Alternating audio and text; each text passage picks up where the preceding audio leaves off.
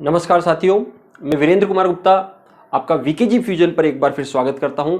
आज हम बहुत अच्छी चीज़ आपको बताने जा रहे हैं। जैसा कि थंबनेल आपने देख लिया है, थंबनेल को देखकर आप समझ रहे होंगे कि आखिरकार पारसमणि अमृत का केमिस्ट्री से कहाँ कनेक्शन है, लेकिन आज हम आपको कनेक्शन भी बताते हैं।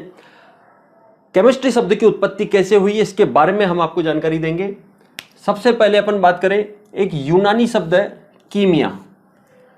कीमिया एक यूनानी शब्द है और इस यूनानी शब्द का अर्थ होता है धातु निर्माण की यूनानी पद्धति। यानी कुछ वैज्ञानिक उस समय ऐसे थे जो ऊट पटांग काम करते थे, सिरफिरे टाइप के लोग थे जो कुछ नए धातुओं की खोज करने का प्रयास करते थे, एक धातु से एक नई प्रकार की धातु बनाने का प्रयास करते थे। जिस प्रकार से हमारे धर्म ग्रंथों में हम जानते हैं पारसमणि का उल्लेख है, अमृत का उल्लेख है।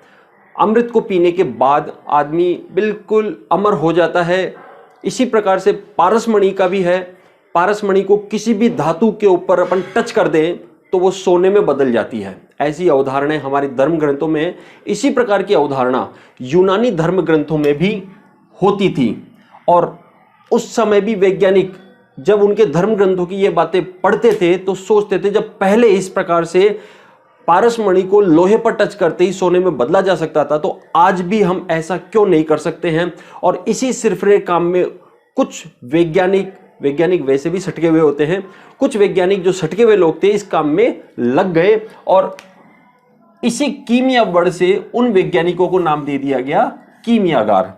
यानी इस तरह के जो ऊट पटांग काम कर रहे हैं उन वैज्ञानिकों को, उन सिरफिरे लोगों को वहां यूनान में कीमियागार के नाम से जाना जाता था। अब ये कीमियागारों ने क्या है, इस प्रकार का कोई तत्व तो तैयार नहीं किया जिसको सोने में बदला जा सके, लेकिन उसके चक्कर में उन्होंने कई नए नए प्रकार के तत्वों की खोज कर ली थी। अब बहुत सारे तत्व ज्ञात हो गए थे।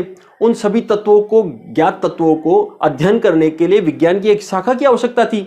इसीलिए तब एक नई शाखा का गठन किया गया और इन कीमियागारों के नाम से उस शाखा को केमिस्ट्री नाम दिया गया। और इस तरह से केमिस्ट्री की उत्पत्ति हुई है। इसकी उत्पत्ति की बहुत सारी धारणाएं हैं। एक और धारणा अपन बात करें, अरबी धारणा है जिसमें अल्कीमिया शब्द का उपयोग किया जाता था। अल्कीमिया का अर्थ होता है रूपांतरण, यानी वही एक धातु को दूसरे धातु में वही बदलने का प्रयास वो करते थे।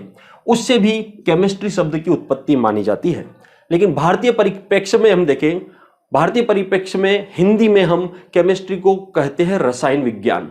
अब भारतीय परिप्रेक्ष्य में यह शब्द कहां से आया, तो भारतीय परिप्रेक्ष्य में आयुर्वेद में रसराज शब्द का प्रयोग बहुत किया गया है हमारे धर्म ग्रंथों में और आयुर्वेद ग्रंथों में।